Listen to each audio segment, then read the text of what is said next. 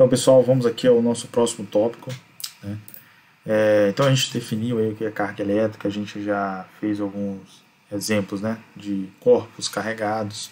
No último vídeo a gente argumentou sobre a importância, né, e deu uma escala do quão que a força elétrica ela é superior à força gravitacional, né, o que dá segurança para a gente para muitos problemas, né. É importante observar o contexto. A gente seguramente desprezar, né, o efeito da força gravitacional, porque ele não será relevante, certo? Então, no próximo tópico é discutir a conservação da carga, né? Um conceito que você deve ter estudado na Física 1 é a conservação da energia, né? Tem a famosa frase lá do Lavoisier: na natureza nada se cria nem se destrói, tudo se transforma, né? Essa frase dita por Lavoisier, ela foi feita dentro de um contexto de estudo de reações químicas, onde ele verificou, na verdade, a conservação da massa, né? Mas, apesar disso, ela é uma frase que ela consegue englobar essa ideia de conservação, né? de que é algo que se mantém constante, né? Apesar do processo que está submetido, certo? Então, numa reação química, né, seja qual for o tipo de reação química, seja qual for o resultado, né, do que os reagentes vão gerar, a massa soma a massa total antes e depois é a mesma, né? E a energia, isso também é válido, né? Seja qual for o processo que você realize, a energia total antes é igual a energia total depois, certo? Então, seguindo essa mesma lógica, a gente também tem a carga, né? Então, a carga elétrica, assim como a massa e a energia, ela também é conservada, certo?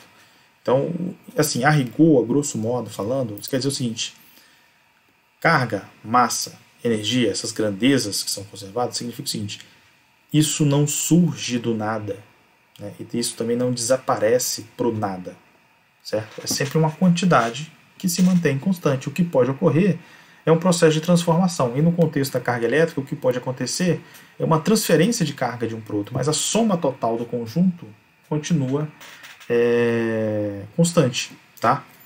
Então, aqui é mais para poder enfatizar este conceito e mostrar que ele tem também a sua importância, assim como a massa e a energia. Então, eu coloco aqui, né? Assim como a energia e a massa, a carga elétrica também obedece a uma lei de conservação, ou seja, a carga elétrica total em sistema isolado sempre é a mesma. E aqui eu vou passar aqui algumas situações em que é possível verificar, né, confirmar esta afirmação. Então, primeiro aqui é o decaimento do urânio. Então, do lado esquerdo você tem aqui o urânio e a quantidade de prótons que ele possui, 238. Quando ele decai, ele vira o tório, aqui 234 prótons, mais o hélio, que tem 4. O hélio, na verdade, não tem 4 prótons, tá? Eu acho que errei. Aqui faz alusão ao número de massa, certo? Então, esse 4 aqui seriam 2 prótons mais 2 nêutrons, né? Mas aqui você pode verificar que essa quantidade ela se mantém. E se eu tivesse a informação aqui embaixo logo dos prótons, né, a gente também poderia confirmar isso. Que nesse processo de decaimento, ou seja, que o urânio ele emite uma partícula alfa, que é uma partícula de hélio, a quantidade total, né, a carga total antes do decaimento do urânio, mais a quantidade total dos elementos resultados depois do decaimento, vai ser conservada, vai ser a mesma. Tá? Numa aniquilação numa aniquilação de um par, partícula-antipartícula, isso é um conteúdo que você deve verificar depois em Física 4, quando for estudar relatividade. Então, a antipartícula ela é uma partícula que tem as características iguais à sua contraparte, porém com carga trocada. Por exemplo, né, aqui nessa situação, esse E- aqui que está do lado esquerdo, ele representa o elétron, tá? E esse E- aqui, ele representa uma antipartícula que nós chamamos de pósitron. Elas têm as mesmas características com relação à massa e outras grandezas, com exceção, com a única diferença de terem cargas opostas, né? Então, esse pósitron aqui, que é esse E+, ele é a antipartícula desse elétron. E aí, quando os dois colidem, ambos viram gama. Gama é fóton. Ambos viram radiação, luz, energia. Ok? E aí você nota qual que é a carga antes do processo de colisão. 0. Né? Negativo do elétron, positivo do próton, uma cancela a outra, 0. Qual que é a carga resultante no final? Também 0. Certo? Porque a luz, né, a energia, não tem carga. Certo? E o processo inverso também. Aqui a gente chama de aniquilação. Né? Aniquilação de um par partícula-antipartícula. Mas é possível também se fazer o processo inverso. Ou seja, uma produção de um par partícula-antipartícula. Ou seja, você tem um fóton, né, que é uma partícula de luz, e ele dá origem a um elétron mais um pósitron. Tá?